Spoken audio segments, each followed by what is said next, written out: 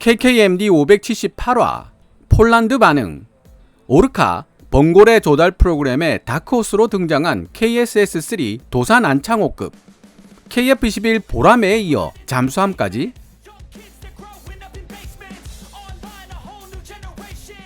(2023년 7월 13일) 로이터 통신은 바르샤바에서 만난 한국, 폴란드 양국 정상들이 추가적인 무기 수출 계약에 동의했다고 전했습니다.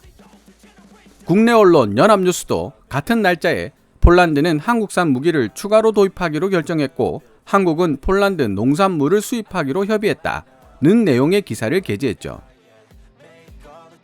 흥미로운 점은 그로부터 나흘 뒤인 2023년 7월 17일 폴란드의 군사 전문 매체 디펜스24가 마리우시 부아시차크 폴란드 국방부 장관이 트위터에 게재한 글을 인용하며 한국형 공격 잠수함 KSS-3 도산 안창호급의 도입 가능성을 시사하는 기사를 게재했다는 사실입니다.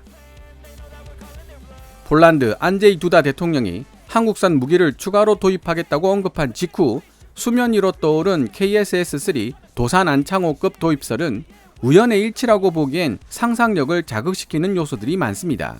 물론 정말 우연과 우연이 겹친 서로 아무런 상관없는 일일 수도 있겠지만요. 폴란드가 추진하고 있는 신형 공격 잠수함 도입 사업 오르카, 일명 번고래 프로그램은 현재 구소련 시절에 도입한 수중 배수량 3,200톤 킬로급 잠수함 ORP 오르제우 한 척만을 실전 배치하여 운용하고 있는 폴란드 해군이 향후 러시아 해군 전력에 대항하기 위해 계획하고 있는 전력 강화 프로그램입니다. 나토 최전방에서 러시아 육군을 저지하는 역할을 맡고 있기에 가용 자원의 상당 부분을 육군에 투자하고 있는 폴란드이지만 발트해를 끼고 러시아 해군과 상대해야 하는 만큼 해군 전력도 어느 정도 강화시켜야 할 필요성이 있습니다. 그래서 ORP 오르제우를 대신할 수 있는 신형 공격 잠수함 3척을 도입하는 오르카 프로그램이 시작된 것입니다. 기사 본문에서도 언급되고 있지만 오르카 프로그램은 이미 10년 전부터 계획되어 왔습니다.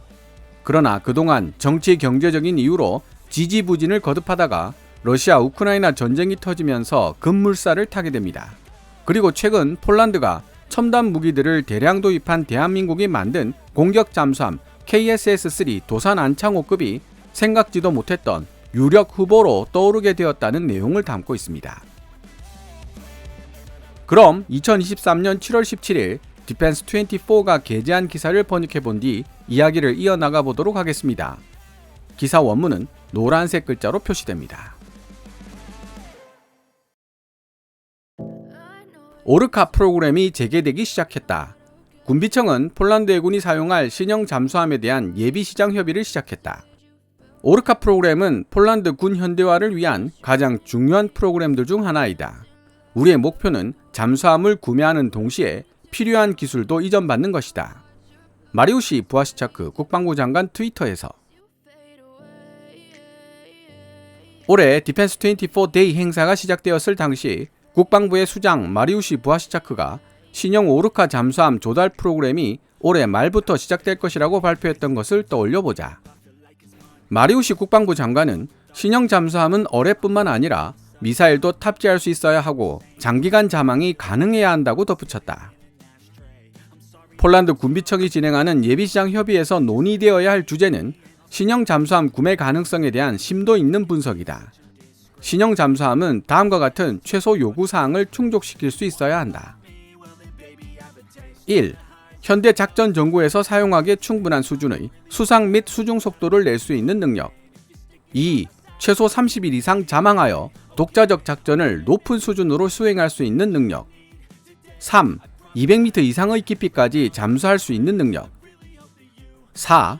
어뢰로 수상 및 수중 목표물을 타격할 수 있는 능력. 5. 대한미사일로 수상 목표물을 타격할 수 있는 능력. 6. 원거리에서 대지미사일로 지상 목표물과 교전할 수 있는 능력. 7. 비행 중인 헬기나 해상 초계기 같은 공중 목표물과 대공 미사일로 교전할 수 있는 능력. 8. 발사된 어뢰에 대응할 수 있는 하드킬 및 소프트킬 능력. 9. 특수부대원들을 상륙시키고 회수할 수 있는 능력. 10. 유인 혹은 무인 구조 잠수정을 수용하고 도킹할 수 있는 능력. 11. 어뢰 대신 기뢰를 사용할 수 있는 능력. 12. 원격으로 제어되거나 자율주행이 가능한 무인 잠수정을 사용할 수 있는 능력. 13. 장기적인 자막 및 수중 작전을 가능하게 하는 추진체계에 적용할 수 있는 기술 솔루션 제공 능력. 14. 필요한 물류 패키지 제공 능력. 15. 잠수함에 탑승하는 승무원 및 본체를 수리할 수 있는 정비 인원 교육에 필요한 패키지 제공 능력. 16. 어뢰, 대함미사일, 대지미사일, 대공미사일 및 대항어뢰 같은 적절한 형태의 전투수단 제공 능력. 17. 해당 잠수함과 상호작용하여 원격 통제되거나 자율주행하는 전용 무인 잠수정 제공 능력. 18.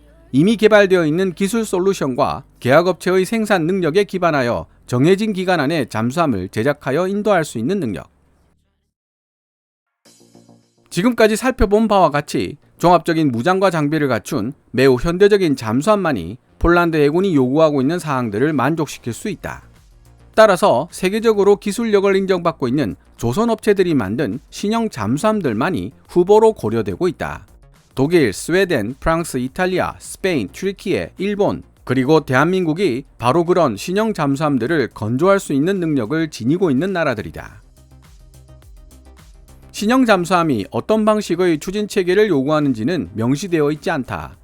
핵 추진 방식이 예상된다는 비공식적인 보도가 있지만 이는 전혀 근거가 없는데, 현재 핵 추진 잠수함을 생산하고 있는 유일한 국가인 미국과 영국이 후보에서 제외되어 있다는 사실을 통해 금방 알 수 있다.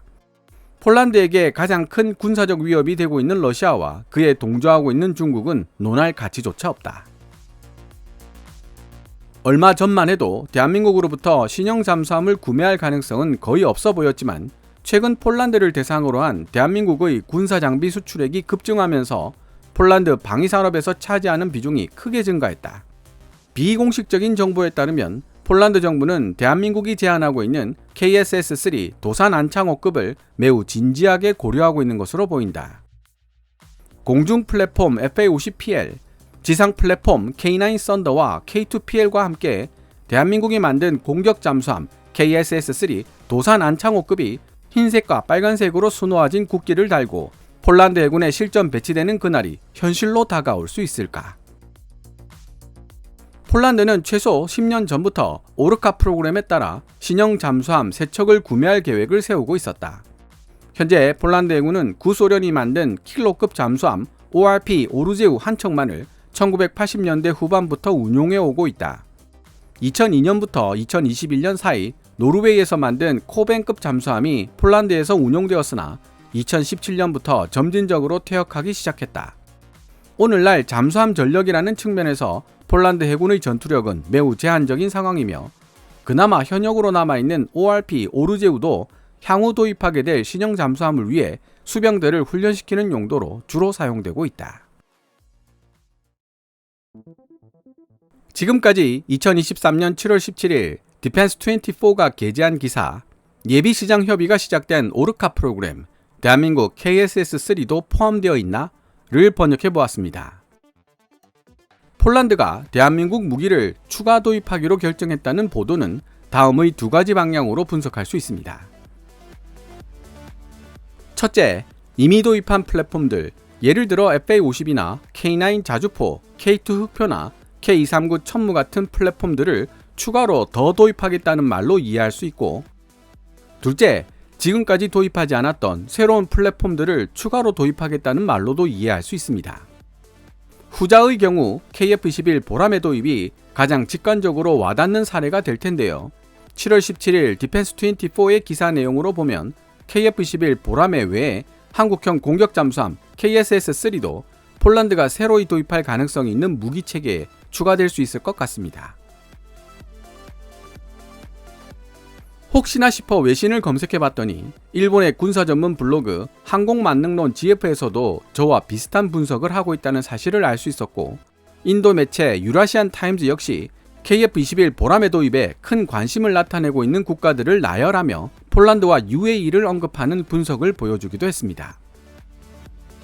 특히 유라시안 타임즈는 인도네시아가 KF-21 보라매를 왜 끝까지 포기하지 않을 것인지에 대한 흥미로운 분석도 내놓았고, 항공만능론 GF는 캐나다 잠수함 수주전에서 정면 충돌하고 있는 대한민국 KSS-3와 일본 타이게이급에 대한 한국 언론의 보도를 분석한 내용을 올려놓기도 했습니다.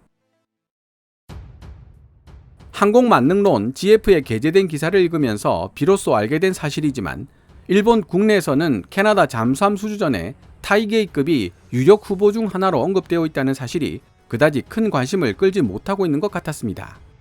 해당 기사에 달려있는 일본 밀리터리 매니아들의 댓글을 읽어보면 대다수의 일본 대중들은 큰 관심도 없고 되면 좋고 안 돼도 그만이라고 생각하고 있다는 사실을 알 수 있었는데요. 순간적으로 마치 자기 일인 것처럼 목에 핏대를 세우며 의견을 피력하는 대한민국 네티즌들의 모습이 떠오르면서 선명한 대조를 이루고 있다는 생각이 들었습니다. 어떻게 보면 그런 열정과 관심의 차이가 오늘날 갈라파고스화되었다고 비판받는 일본 방산과 세계로 뻗어가는 K 방산의 차이를 만들어낸 것일지도 모르겠다는 생각이 들었습니다. 조금 전 말씀드렸던 인도네시아가 개발 분담금을 제대로 납부하지 않으면서도 KF-21 보라매를 끝까지 포기하지 못하는 이유를 분석하고 있는 유라시안 타임즈 기사는 조만간 새로운 영상에서 번역해 볼 예정이오니 많은 시청 부탁드리겠습니다. 오늘 KKMD에서 준비한 내용은 여기까지입니다. 방송되었던 내용들은 KKMD 공식 블로그 kkmdtstory.com에서도 만나보실 수 있으니 구글이나 네이버 검색창에서 KKMD를 검색해 보시기 바랍니다. KKMD는 여러분들께서 챙겨봐 주시는 광고 수익으로 운영되고 있으며 영상 제작을 지원하고 싶다면 후원 멤버로 가입해 주시면 됩니다. 지금까지 시청해 주셔서 감사합니다. Kevin's Military Channel KKMD